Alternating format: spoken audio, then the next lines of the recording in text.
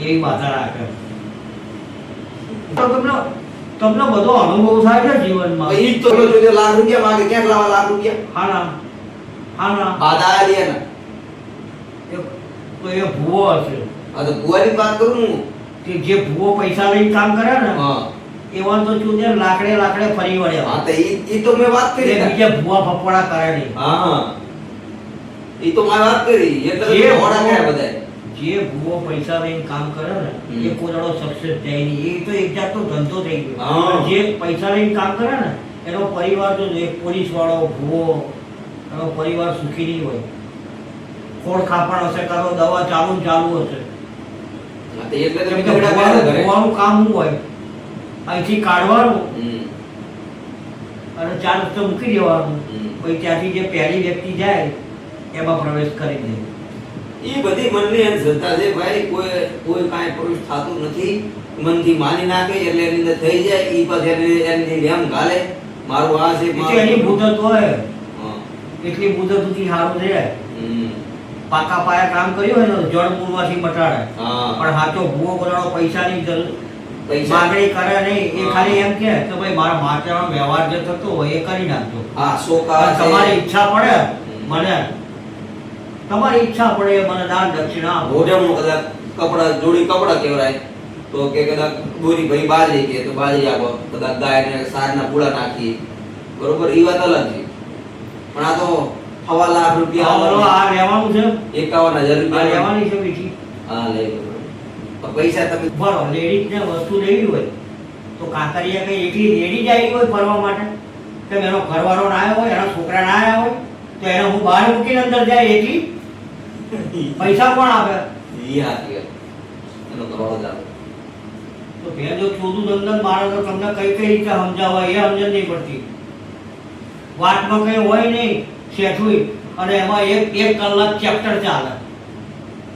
એવું ચેપ્ટર ચલાવવાનું જરૂર એના કરતા કઈ ખાલી ભગવાનની વાતો કરો. હા હારી વાતો કરો. એ બધું ચાલો તેલ.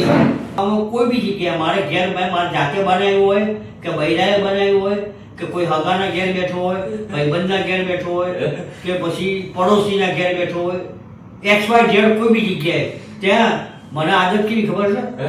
મને ખાવામાં મજા ના આવે ને એટલે હું તરત એની મિસ્ટેક કાઢું કે ભાઈ આમાં આમ છે. તો પેલો હું કે ખબર છે, તો પછી ઉંમર થાય એમ પછી આપણા મગજમાં લેવું પડે કંઈ પછી કાયમ પછી એવું કરીએ ના ચાલે. એટલે પેલા કીધું યાર કોઈ બી જગ્યાએ પ્રેમથી આપણને કોઈ ખવડાવતું હોય ને હે તો એમાં ભૂલો નહીં કાઢવાની, નહીં તો બીજી વાર ખવડાવશે નહીં. એટલે મેં કીધું સારું તો એ વસ્તુ મગજમાં લેવાની. પણ મેં કીધું મને અનુકૂળ ના આવે તો હું ખાલી સ્વાભાવિક વાત તો કરી શકું, તો કે આ વાત કરવાની. પણ તમારી જેમ નહીં, સામેનો મને સમજણ પાડતો હોય, મારું એની વાતમાં જ ધ્યાન હોય, પછી બીજી વાર મારી ભૂલ ના થાય. હા પછી હું એને મારે જો તમારી પાસે રૂપિયા નહીં વપરાવાનો, બરોબર. તમે ભલે કહેતા હોય હું કોઈ જાવ કોઈનો હરણનો રૂપિયો મારી પાસે તમે ખર્ચો કરજો, બરાબર. મારું કામ બગાડી અને હું આવીશ નહીં. મારું કામ મારો રોજનો 800 રૂપિયાનો દાડો પડે છે, બરોબર. અત્યારે હું 5 દિવસ આવું તો 8 5 કેટલા તમે મને કીધું તું, મેં નહીં કીધું. વાત તમારી સાચી છે. મારે કદાચ કામ ડીમ થઈ જાય ને તો હું મારું ખુદનું ભાડું ખર્ચીને આવીશ. તમારા ભેગો તમારી પાસે આવો કે ના આવો, તમારે આવવાની ઈચ્છા હોય ટૂંકાણમાં વાત કરો, બહુ લાંબી વાત ના કરો, કેમ કે મારું હવે માથું ચડવાયું છે, હું ઘર ભેગો થઈ જઈશ. કેમ કે હવે બોલવાની કેપેસિટી નહીં મારી. એ તો હું તમને કહી દઈશ સામે.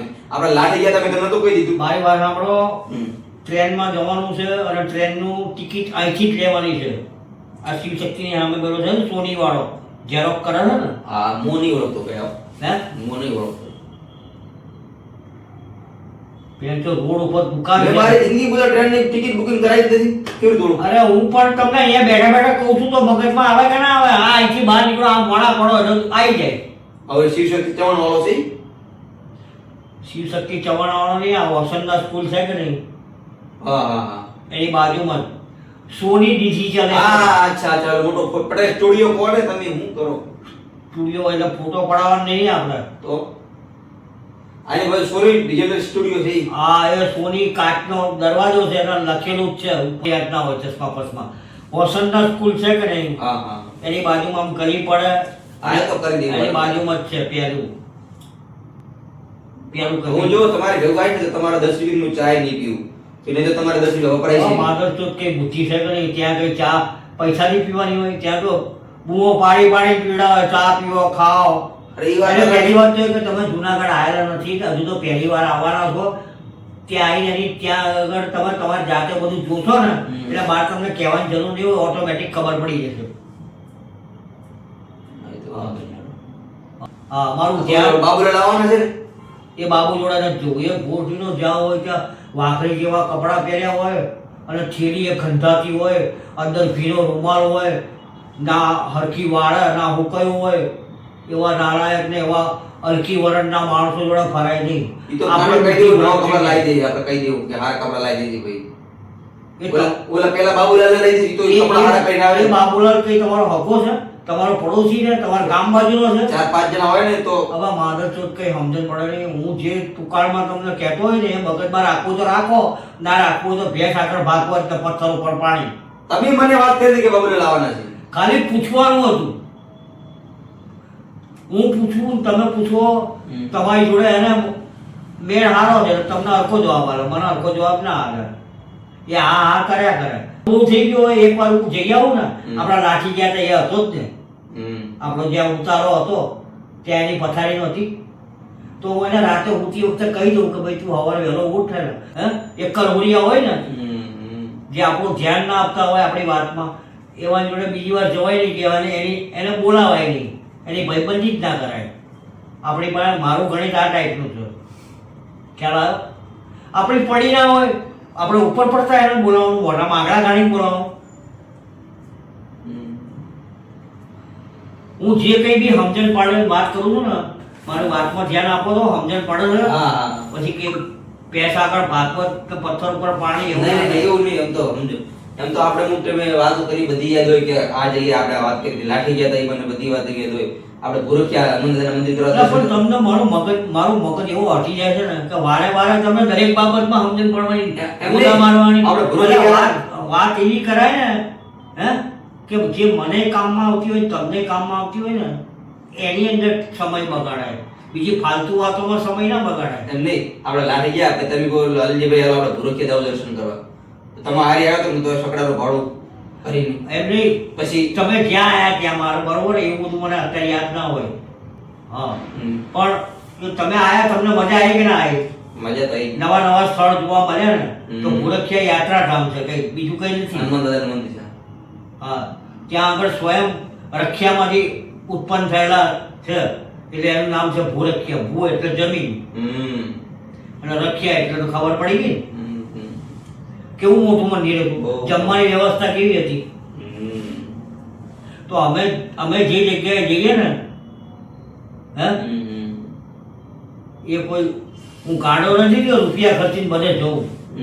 હા, સમજ પડી?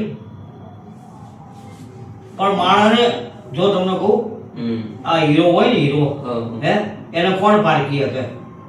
ઝવેરી. હા, એટલે તમે ઝવેરી નથી. ઝવેરી હું નહીં કોઈ બીજા થોડા બધા થોડા ઝવેરી. મેં તમને મોઢા ઉપર તો કહી દીધું, મારા જેવું મોઢા ઉપર ચોખ્ખું કહેવા વાળો કોઈ મળશે નહીં, તમને કહી દઉં. એટલે ભાઈ મારે ઝવેરી થાવું ને. આ વિશ્વની અંદર જેટલી બી જ્ઞાતિ છે ને, કરોડો રૂપિયા આપી છે ને એના ભાગ્યની અંદર, પણ એ વર્તાઈ જાય કે આ કઈ જ્ઞાતિનો છે, કેમ કે એની રહેણી કહેણી કોઈ ફેર ના પડે, મિસ્ટેક દેખાઈ જ આવે. ચૂલો હશે તમે જોઈ લેજો,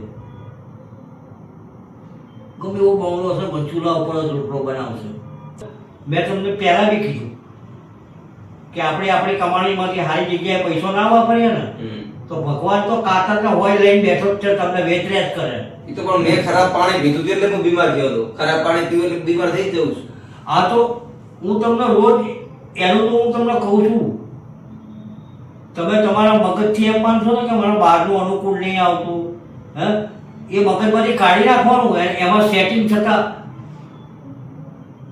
કેમ કે આ વિશ્વની અંદર બધી ખોપડીઓ હરખી ના હોય, બધાની જોડે મેચિંગ થતા શીખવાનું, સહન કરતા શીખવાનું કે ભાઈ આ સામેનો માણસ છે, એને આ વસ્તુ પસંદ નથી, આપણે એને કઈ રીતે વાત કરવાની, એને ગમે એ રીતે વાત કરવાની, એની પાસેથી આપણે વાત મેળવવાની, સારી વસ્તુ રાખવાની અને ખરાબ હોય એ ફેંકી દેવાની. આપણે શાકભાજી લાવીએ છે તો આની આપણે ધોઈએ, પછી છાલ ઉતારીએ, પછી ધોઈ વઘારીએ છે ને. હા, તો માણસ તો એવું છે, સારી વસ્તુ ગ્રહણ કરવાની, ખરાબ ને બાજુ પર મૂકી દેવાની, એના દોષ નહીં જોવાના. તમે બે તમારું ક્યાં કીધું કે તમારી વસ્તુ ખરાબ છે? આ દાદા ભગવાન છે ને, દાદા ભગવાન ત્રિમંદિરમાં આ જ્ઞાન આપે છે. આત્મજ્ઞાનની વાત, આપણે આત્મજ્ઞાન મેળવવું હોય ને, હે, તો એના ટોપિક આપણને જે સમજણ પાડે ને, એ મુદ્દાઓ યાદ રાખવાના. એ મુદ્દા પ્રમાણે આપણે હેડવાનું આચરણમાં. જ્યારે જે વસ્તુ આચરણમાં લેવાની, કહેવાનો મતલબ. પછી તમે લાંબુ લેક્ચર સાંભળો, તમારા આચરણમાં કઈ ના હોય તો એ સાંભળવાનો કોઈ અર્થ જ નથી. ખ્યાલ આવે? મારા જેવી સમજણ પાડીને તમને વિશ્વની અંદર તમે તપાસ કરી લેજો મોરારી બાપુ કે આ સુરેશભાઈ જેવો કોઈ માણસ છે, કોઈ મારો મિત્ર છે, મારો કોઈ હકો છે, મારો કોઈ ભલે મજાક મસ્તી કરવી પડે તમારે, પણ આમ મોજલા મજાકની કેમ વાત કરો? મારી હારી મારા કરતા હારા માણસો તો તમે ગમે એટલી ટકોર કરો ને, બોસડીને કોકના ઘેર જશે તો બારણા વચ્ચોવચ્ચ પગરખા કાઢશે. એટલે પણ સાઈડમાં કાઢ ને, હે, બૂટ ને ચંપલ નીચે નકરી માટી હોય, હે. હવે બૈરા વાળું ઘર હોય તો સમજે કે બૈરું તો આખા દાડામાં 3-4 વાર કચરો વાળા સાફ સફાઈ રાખે, પણ આદમી એકલો કેટલી વાર કચરો વાળે? એને ઘેર જઈએ તો આપણે વ્યવસ્થિત એક બાજુ કાઢીએ. એવું ચપડી સારી હોય છે.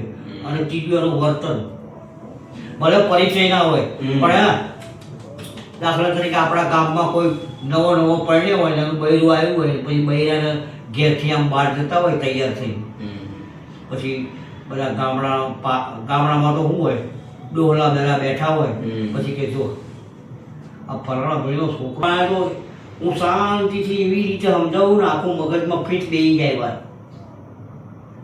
કે કયા માણને કેવી રીતે સમજાવો. જેમ પેલો હા ટીચર હોય ને, ટીચર, હવે એક વર્ગની અંદર 60 છોકરા હોય, 60 છોકરાનું ધ્યાન રાખવાનું કે કયો વાતો કરે છે, કયો ધ્યાન આપે છે. એની દ્રષ્ટિમાં બધા હરખા જ હોય, કોઈ વાળો કોઈ અડખામણો એવો ના હોય. એને કહેવાય ગુરુ. પણ તો અમુક દારૂડિયા બને, અમુક ચોર બને, અમુક જુગારિયા બને, અમુક પોલીસ બને, અમુક કલેક્ટર બને. એ તો સંગ એવો રંગ. BSF એમાં સાહેબનો વાંક ના હોય. એ તો સ્કૂલમાં આવ્યો ત્યાં સુધી એને જ્ઞાન લાગે, સ્કૂલની બહાર ગયો એટલે જે કરતો એ જ કરે, જેની જોડે રખડતો એની જોડે ભલે મા બાપ એના બૂમો પાડે ઘેર. સંગ એવો રંગ આવ્યા વગર રહેતો નથી. તમે જેની જીવી દોસ્તી કરો ને, જેવું તમે શીખો, એના જેવો તમે બની જાઓ. ચાલો, હવે મારું ખાધેલું વજન થઈ ગયું એટલે મને આ તમારી આટલી વાતો કરી ને, મને અંદર લપકારા મારા આમ લપક થાય છે મગજમાં, અહીંયા લમડામાં. એટલે તો શાંતિ ઘરે જઈને સુઈ જાઓ. હું તમને જો ઠંડા જાઓ, તમારે ઘરે